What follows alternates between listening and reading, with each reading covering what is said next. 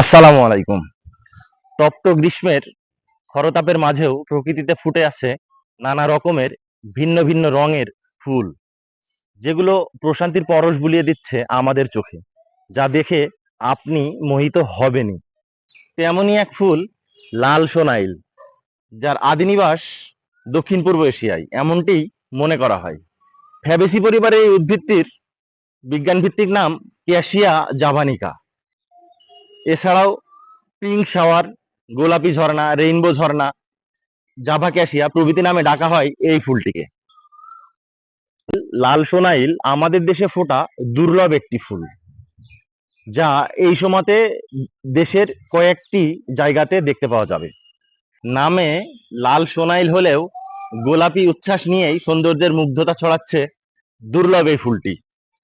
ছোটবেলায় একটি প্রবাদ পড়েছিলাম বা জেনে আসছি, আগে দর্শনধারী পরে গুণবিচারী। এ যেন তারই দুর্দান্ত উদাহরণ। সৌন্দর্যের পাশাপাশি এর রয়েছে কিছু ঔষধি গুণাগুণ, যেমন কোষ্ঠকাঠিন্য, কলিক, ক্লোরোসিস ও মূত্রনালী চিকিৎসায় এই উদ্ভিদটির ব্যবহার করা হয়ে থাকে। তাছাড়াও আয়ুর্বেদ ও ভেষজ চিকিৎসায় এই উদ্ভিদটির ছাল বা বাকল ব্যবহার করা হয়ে থাকে। চামড়া প্রক্রিয়াজাতকরণের জন্য চামড়া প্রক্রিয়াজাতকরণের ক্ষেত্রে ট্যানারিং এর জন্য এই উদ্ভিদের বাকল ব্যবহার করা হয়। এই উদ্ভিদটি যেহেতু ঔষধি গুণাগুণ সম্পন্ন, তাই এটি ব্যবহার করার পূর্বে একজন বিশেষজ্ঞের পরামর্শ নিয়েই ব্যবহার করা বাঞ্ছনীয় হবে। দেখা হবে পরবর্তী এপিসোডে। সকলকে ধন্যবাদ। সকলে সুস্থ ও ভালো থাকুন।